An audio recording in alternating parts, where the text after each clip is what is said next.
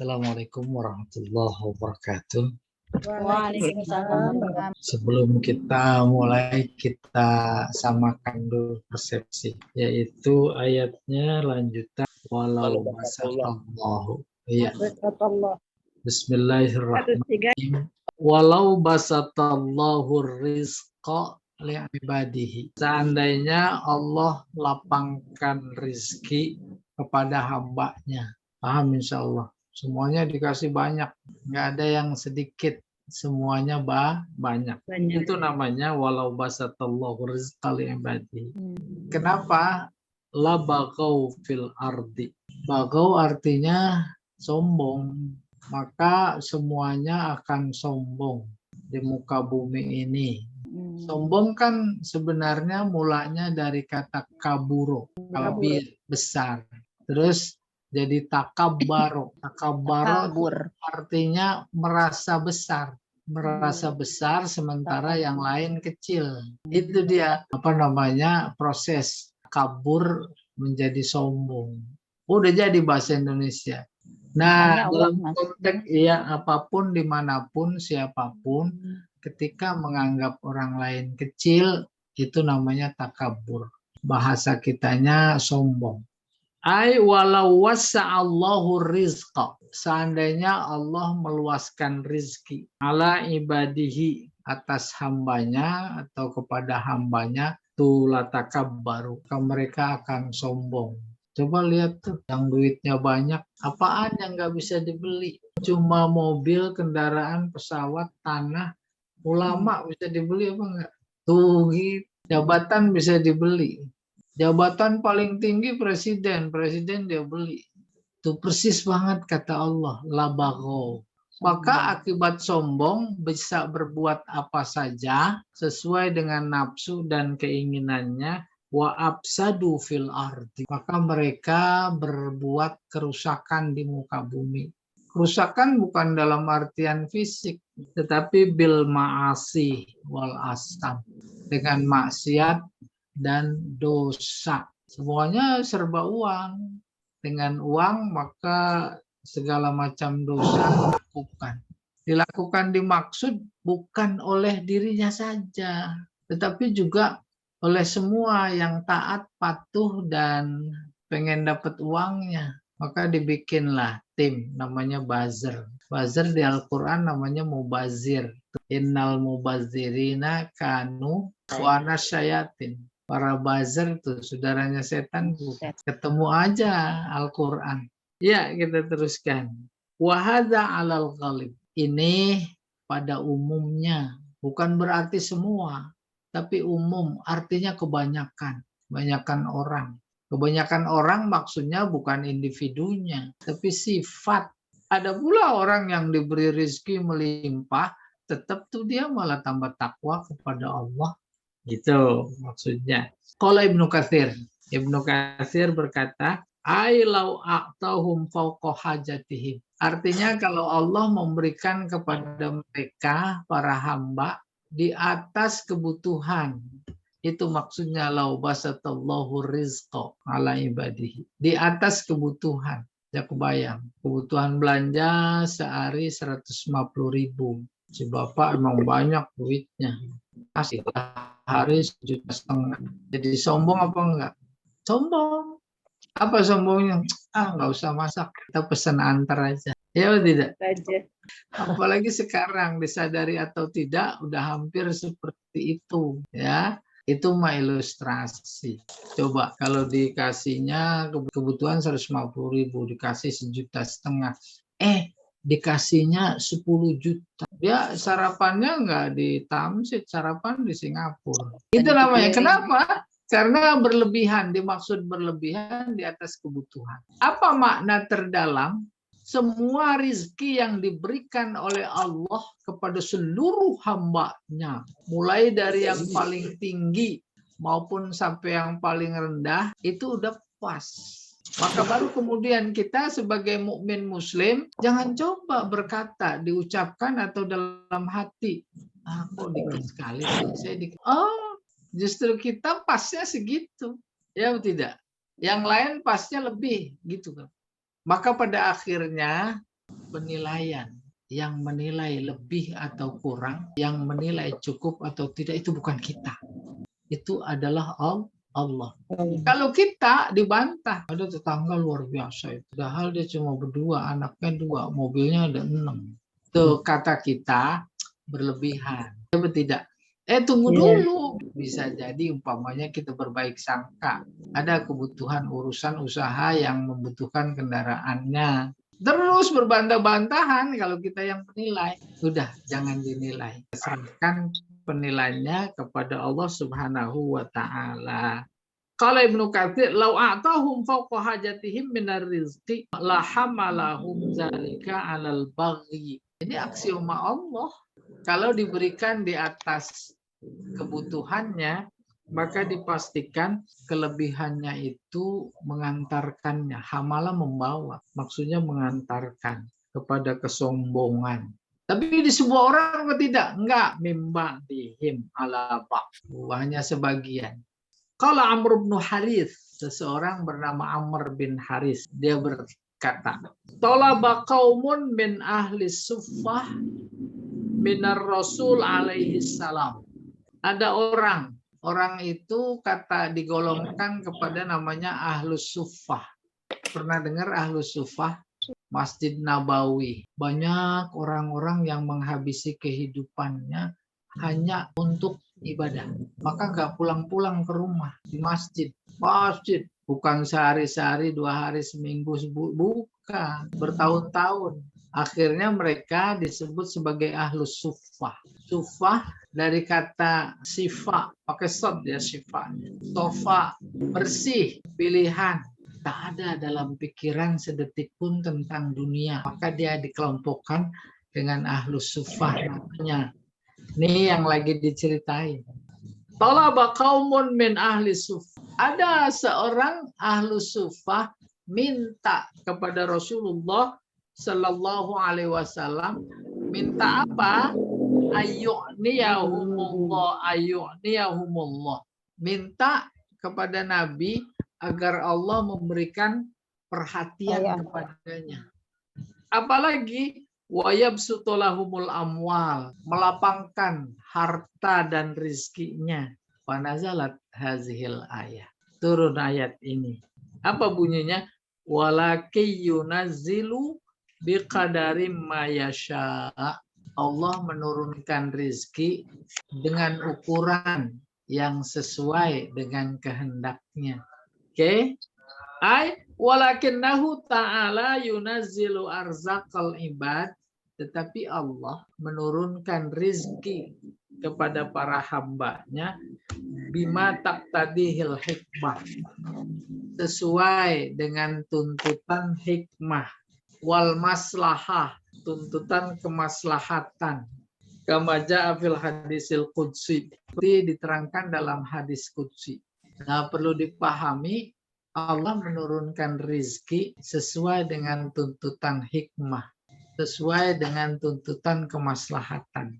Allah udah ukur apa dasarnya kemaslahatan. Gampangnya, ada orang yang hidupnya penuh maslahat karena miskin, maka dikasih miskin.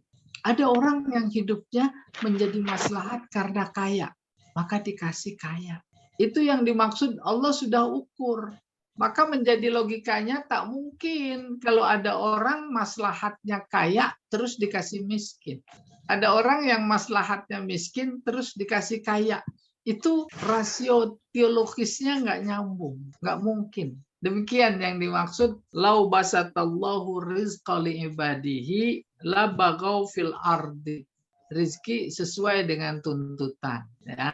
Tuntutan apa? Tuntutan hikmah dan kemaslahatan. Nah, baru nih Allah terangkan dalam hadis qudsinya.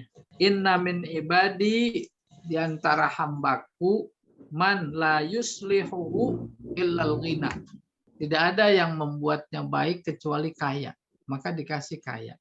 Walau afqartuhu, kalau aku miskinkan, la absattu alaihi dinahu.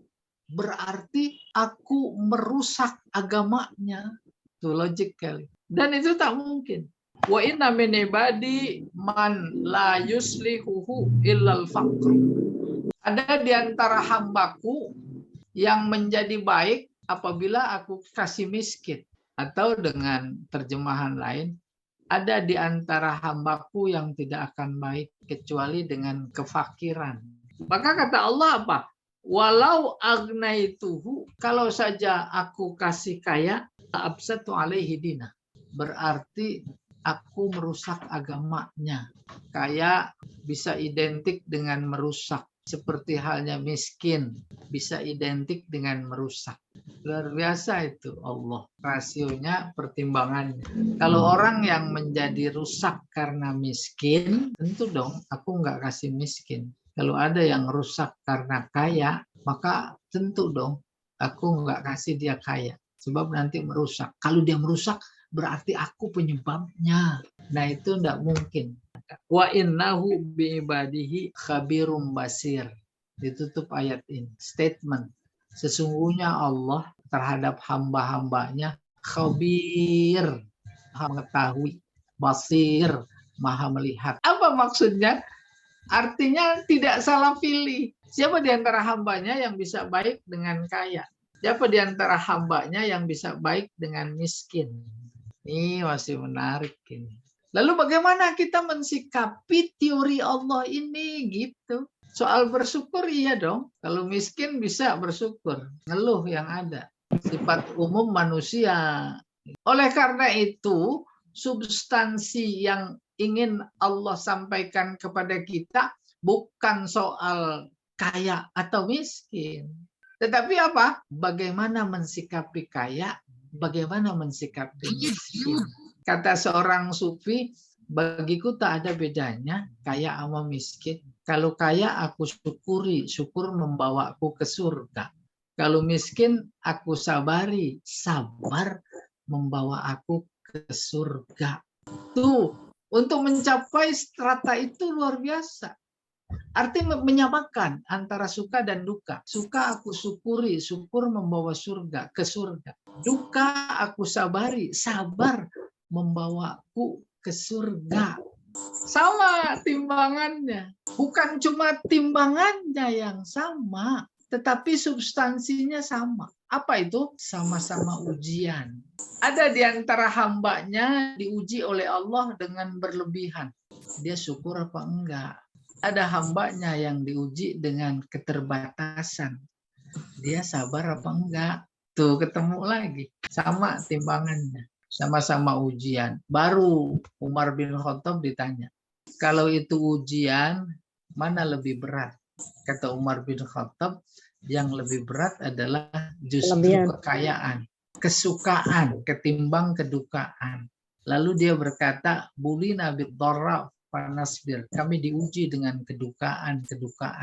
Kami sabar. Wa bulina bis-sarra walam nasbir. Tapi kalau kami diuji dengan kebahagiaan, kami nggak tahu bisa sabar apa enggak. Banyak orang nggak sabar. Ketika diberi melimpah. Bapak Ibu besok umpamanya bantuan sarang 1 miliar. Maka hari Rebo pada KLBIK apa enggak? Enggak. Ya, saya mendingan ke Tamsit gitu. Memberikan gambaran suka dan duka. Kata Umar bin Khattab atau kata para sufi sama. Ada yang diuji dengan kesukaan, ada yang dengan kedukaan. Maka pelajaran terpenting dari dua versi tadi yaitu yang penting bagaimana kita mensikapinya. Itu yang terpenting. Oke, kita teruskan. Ai alimun bi ahwalihim. Artinya Allah tahu betul ahwalihim, ahwalil ibad, tentang situasi kondisi lahir batin hamba-hambanya. Wa mayuslihuhum, dan apa yang membuat mereka menjadi soleh. Faminhum man yufsidul ghina, di antara mereka hamba Allah ada yang rusak karena kaya. Wa minhum man yuslihuhu wa minhum man yuslihul faqr. Ada di antara manusia jadi baik karena fakir. Waminhum man yufsidu. Di antara mereka juga ada yang jadi rusak karena fakir. Oke, berikutnya sekarang. Wa huwallazi yunazzilul ghaitsa mim ba'di ma qanatu. Dialah yang menurunkan hujan setelah kering, kerontang. Qanatu. Ai huwa ta'ala alladzi yunazzilul mator mimba diba ya'sihim min nuzulihi. Dialah yang menurunkan hujan setelah kita pada putus asa. Pada putus asa akan turunnya hujan. Kebayang. Kemarau bukan sebulan 2 bulan. Setahun 2 tahun. Itu kebun sawah udah pada meletak. Nggak ada air. Kering sekali. Apa yang ingin disampaikan? Batin para hamba hampir putus asa. Kayaknya udah nggak ada hujan lagi. Itu maksudnya ya mimba dimakan. Wayan syuru rahmatahu. Habis itu menyebarkan kasih sayangnya. Ai wayabsutu khairatihi. Dia tebar kebaikannya. Wabarakatihi. Berkahannya. Wa manafi'ahu dan manfaatnya alal ibad kepada hamba-hambanya. Wa huwal wali alladzi yatawalla ibadahu bi ihsanihi. Kalau begitu kita lihat faktanya, setelah kering lama panjang terus diturunin hujan, itu namanya menebar rizkinya. Kapan turunnya, seberapa banyak hujan yang diturunkan, dia amat sangat tahu. Karena amat sangat tahu, maka dia disebut wahual wali. Wali kita sering dengar. Orang yang tahu sebelum orang-orang seperti kita tahu. Allah lebih wali dari semua yang wali. Wali pada mulanya artinya dekat. Paham itu dekat? Bahasa Arabnya waliyah. Yali. Walia artinya dekat. Kalau di kelas duduk berjejer. Di sebelah kanan saya, depan, saya suruh baca. Iqra. Terus selesai. Sebelah bahasa Arabnya fima yali. Tumma yali. Kemudian berikutnya. Itu mulanya kata wali. Oke. Kamayali sebagai berikut. Yang berikutnya. Kalau orang sudah mencapai derajat wali, udah kebayang, yaitu dekat. Dengan siapa? Dengan Allah. Kalau dekat, udah gampang ditolong. Belum minta, emang kewajiban Allah untuk menolongnya. Gitu karena saking dekatnya. Dan di sini Allah menyebut dirinya wali sebagai penolong. Wahuwal wali. Dia adalah penolong. Alladzi yatawalla ibadahu. Yang menolong hamba-hambanya biihsanihi, dengan kebaikannya. Alhamid, dia yang terpuji. Puji, nggak mungkin ada perbuatannya yang negatif. Jangan coba-coba terlintas dalam pikiran bahwa dalam hidup ini ada suka, ada duka, ada nikmat, ada musibah. Itu menduakan namanya. Ya, Allah zat yang maha positif. Tidak ada perbuatannya yang negatif. Dari sekian negatif dalam hidup ini, yang amat dihindari, tak disukai oleh semua yang hidup adalah kematian. Itu puncak musibah.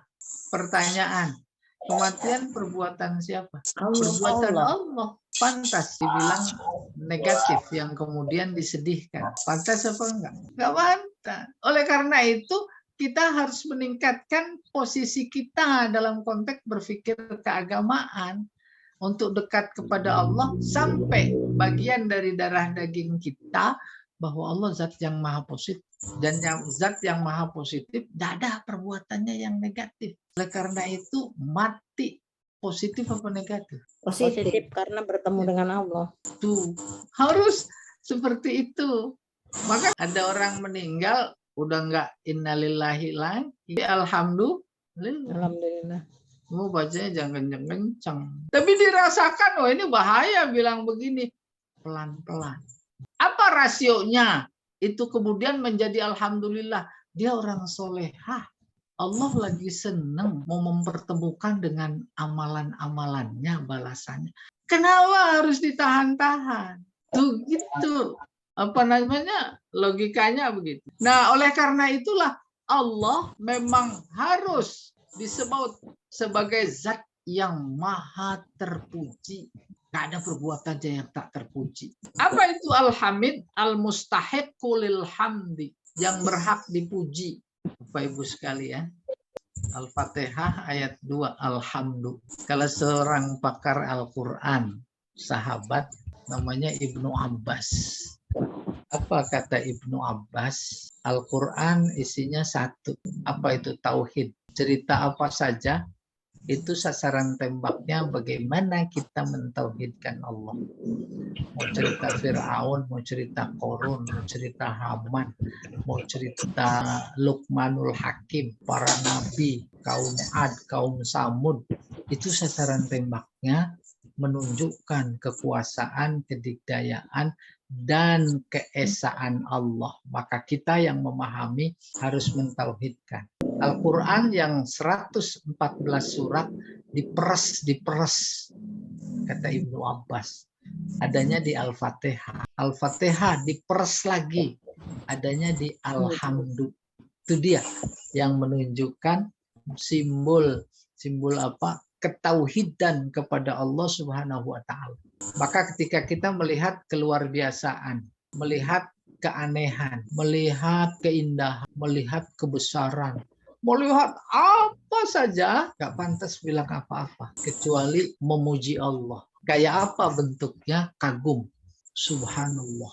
Itu adanya di Alhamdulillah. Maka di sini Allah menyebut dirinya Hamid. Cuma dia yang pantas dipuji. Jangan coba-coba lihat istri cantik terus dipuji istrinya. Musyrik, paham itu? Tapi bilanglah Subhanallah. Lihat suaminya ganteng, jangan dipuji suaminya. Itu udah bertentangan dengan Alhamdulillah. Segala puji hanya milik Allah. Pujilah Allah. Melihat gunung yang indah, air terjun yang luar biasa, apa saja, bunga-bunga yang berwarna-warni, dan ternyata harganya mahal. Subhanallah. Itu yang pantas. Allah menyebut dirinya Hamid. Hamid bermakna Mahmud. Dia yang pantas dipuji. Dan itu puncak ketauhidan. Boleh jadi Al-Quran diperas adanya di Fatihah. Fatihah diperas adanya di Alhamdu. Ada lagi yang meres Fatihah lagi bukan di Alhamdu, ada di Bismillah. Bismillah diperas lagi adanya di Ba. Bagi orang-orang yang soleh dekat kepada Allah, baru pengen udah langsung dikabul oleh Allah. Baru pengen, belum ngomong. Itu kan udah surga. Yang kita baca ayatnya, fiha matastahil anfus. Al-Hamid al-mustahiq lil hamdi ala dalik. La ghairu. Yang lain nggak berhak dipuji. Berdasarkan ayat Al-Quran, kalla saya'lamun. Nanti kalian akan tahu. Tahu apa akibat? Ditegaskan, kalla saya'lamun.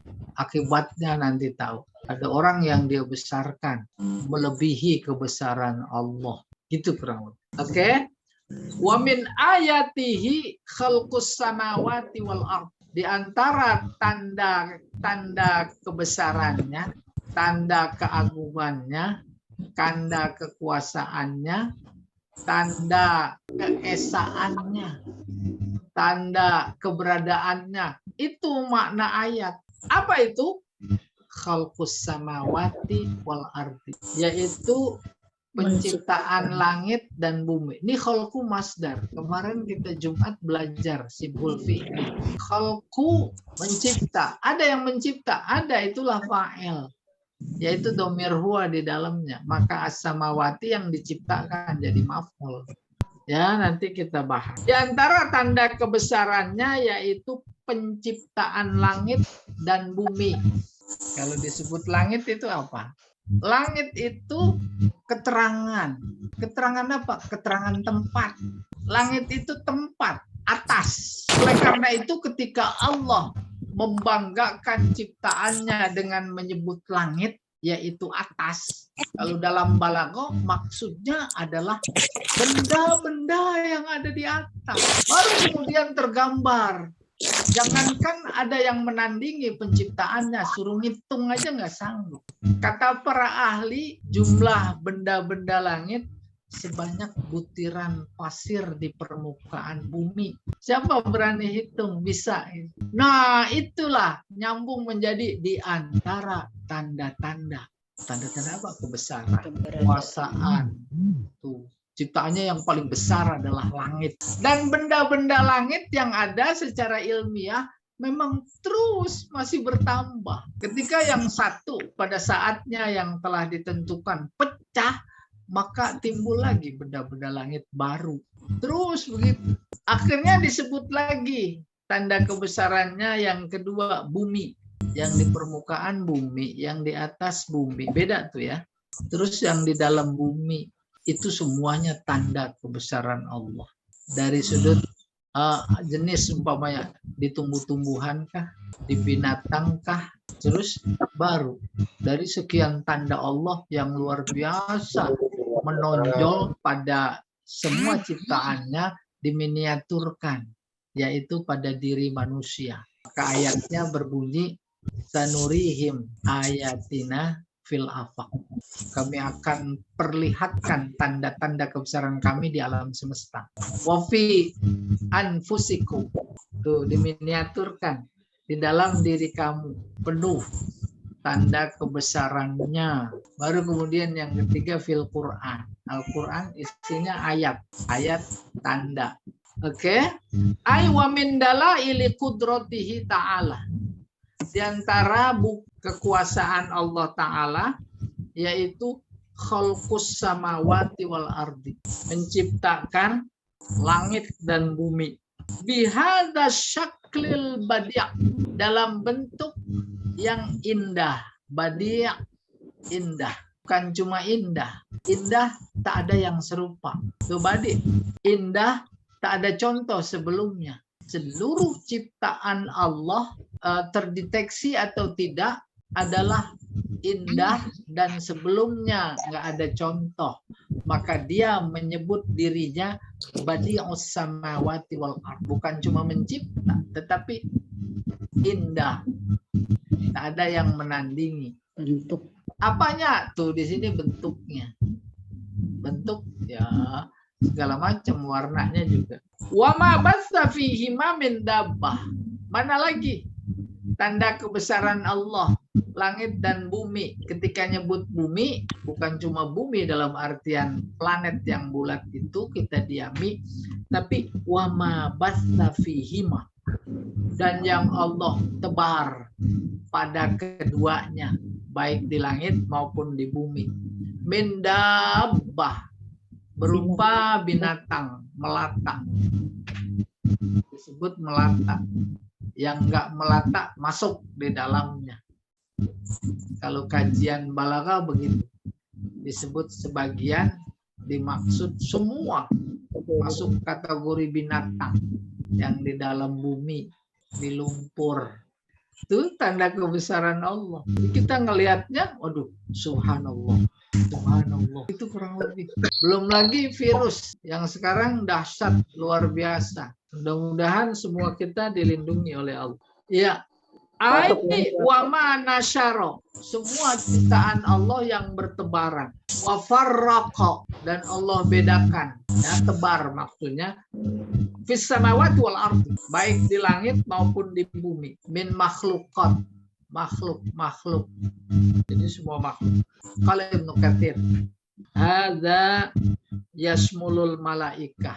Maka yang disebut apa yang Allah ciptakan di antara langit dan bumi included, termasuk di dalamnya malaikat, wal ins, manusia, wal jin, wasairul hayawanat, binatang, alakhtilafi askalihim, yang berbagai macam bentuknya, wa alwanihim, warnanya, wa ajnasihim, jenisnya, wa anwa'ihim, dan macam-macamnya. Ya, wa ajnasihim wa anwa'ihim. Wa qala Mujahid, Imam Mujahid, mufasir zaman sahabat, huwan nas wal malaikah. Yang dimaksud ciptaan Allah antara langit dan bumi adalah manusia sama malaikat saja. Sebab dia yang berperan penting dalam baik buruknya ciptaan Allah, baik di langit maupun di bumi. Wa huwa ala jam'ihim idza yasha qadir. Betapapun ciptaannya luar biasa banyaknya. Manusia jenisnya banyak sekali. Laki perempuan, tua muda, baik buruk, yang soleh, setengah soleh, seperempat soleh, dan belum binatang. Andai kata Allah, tuh nih ayatnya, wa huwa ala jam'ihim idza yasha, dan Allah mengumpulkan semua itu kalau dia kehendaki. Kenapa? Qadir, mampu. Dan nanti di yaumul hisab memang dikumpulin, dan ada kisos ditegakkan terhadap binatang. Ada binatang yang diberi tanduk bukan untuk nyeruduk sesama binatang, nyeruduk. Dikasih kuku bukan untuk nyakar, dipakai nyakar. Datang buas itu. Ada dikasih kaki bukan untuk nendang, dipakai nendang. Maka kemudian yang dizolimi itu binatang oleh sesama binatang komplain, minta ditegakkan kisos. Pada hari mahsyar itu Allah kumpulkan semua, ditegakkan kisos. Dulu kamu diapain? Saya ditanduk, tanduk lagi. Dulu saya dicakar, cakar lagi. Kurang lebih begitu. Tetapi habis ditegakkan kisos pada binatang itu, langsung mereka jadi tanah, mati. Jadi masuk neraka enggak? Orang-orang kafir menyaksikan peristiwa itu di neraka, betapa panasnya. Akhirnya mereka berangan-angan. Angan-angannya direkam dalam Al-Quran. Surat An-Naba ayat terakhir. Ya laitani kuntu turaba. Itu dia. Direkam tadi. Angan-angan, ya laitani kuntu turaba. Karena dia ngelihat binatang habis dikisos nggak dimasukin ke neraka, terus jadi abu. Kan logik sekali. Oleh karena itu Allah informasinya akurat, nggak ada hoaxnya. Nah, pelajaran apa yang akan kita ambil dari situ? Gitu kurang lebih. Ai wa huwa ta'ala qadir ala jam'il khalaik.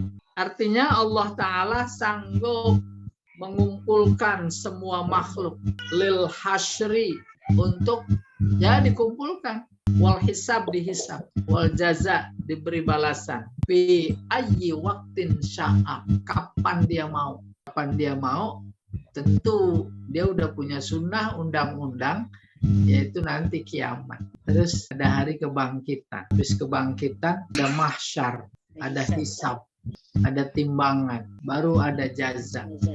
Allah memberikan bocoran kayak apa kondisi manusia saat itu. Wasiqal ladzina taqaw rabbahum ilal jannati zumara.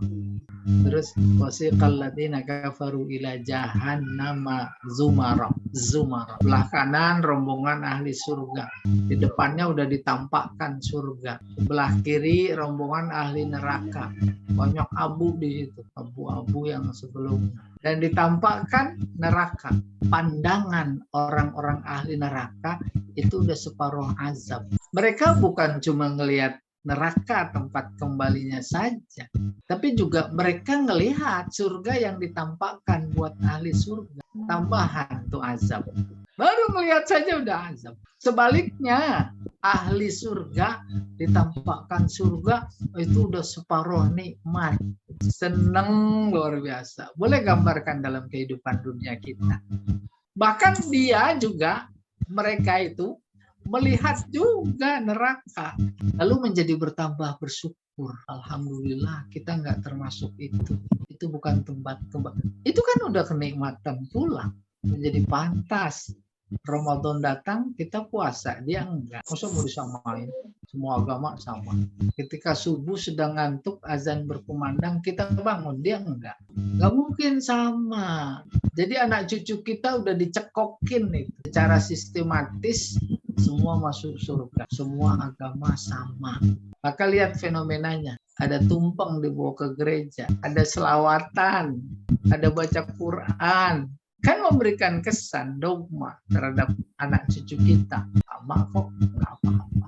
Ya wallahu a'lam bishawab. Ayo, ada tanya nih, udah mau selesai. Ya. Yang dimaksud wahada alal ghalib itu bagaimana? Ulangi, haza alal ghalib. Alal ghalib. Tentang kaya terus menimbulkan sifat sombong.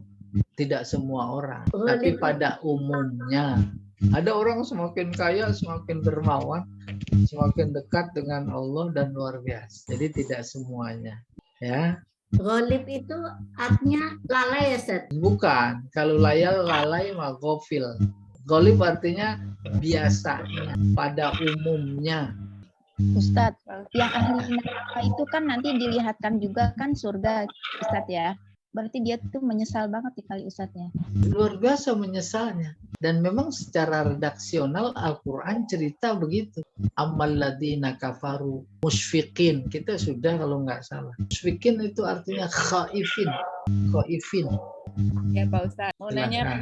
tadi yang Pak Ustadz kasih tahu bahwa makhluk manusia lebih banyak yang sempurna imannya kala diuji dengan kemiskinan. Nah, kalau yang diuji dengan kekayaan berupa harta yang banyak, semua diberi kekayaan yang melimpah itu, proyeksinya maksudnya untuk meniadakan, untuk memberikan gambaran bahwa manusia itu diberi kekayaan untuk mengujinya. Begitu kan ya Pak Ustadz? Iya. Pertanyaannya, kebanyakan dari manusia yang diberi kekayaan atau ujian kaya, harta ya dalam hal ini, banyak yang gagal gitu. Karena kekayaan atau harta itu nanti akan dipertanyakan sesuai dengan Al-Quran yang kalau saya nggak salah itu surat Al-Isra ayat 36. Semuanya akan dipertanggungjawabkan. Benar ya Pak Ustadz? Nah, gimana mensiasatinya Pak Ustadz? Ya jazakallah khair. Nah, jadi akar permasalahan yang ditanya soal kaya miskin. Ada dikotomi dalam hidup ini antara nikmat sama musibah.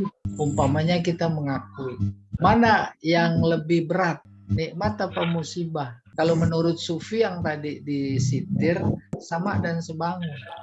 Kalau nikmat aku syukuri, syukur membawaku ke surga. Kalau musibah aku sabari, sabar membawaku ke surga. Itu udah tuntunan sikap. Lalu diamati lagi substansinya, sama dan sebangun adalah karena dua-duanya sama-sama ujian hidup. Ada yang diuji lewat nikmat, syukur apa enggak. Ada yang diuji lewat musibah, sabar apa enggak. Bukan cuma kata Umar bin Khattab, ujian dalam bentuk nikmat itu lebih berat. Tetapi kemudian Allah malah menegur lewat nabinya. Jangan dikira musibah itu adalah musibah. Musibah itu adalah nikmat. Tuh, jadi berbalik. Apa nikmatnya? Nabi bersabda, "Idza aradallahu 'abdan bihi khairan yusibhu." Kalau Allah menghendaki seorang hamba menjadi baik, maka diberi musibah. Paham itu? Paham Pak Ustadz? Gara-gara diberi sakit, maka dia jadi banyak zikir kepada Allah. Pantas. Sakit dibilang musibah. Tidak pantas. Ya. Ketika kematian, maka dia juga menjadi tambah ingat kepada Allah. Saudaranya yang meninggal. Jangan dibilang musibah. Itu nikmat. Nikmat artinya positif. Itu. Oleh karena itu, saya juga pernah bilang, dalam kamus Islam, kata musibah harus dicoret. Melihat sesuatu itu sebagai nikmat atau musibah, itu dilihat ujungnya.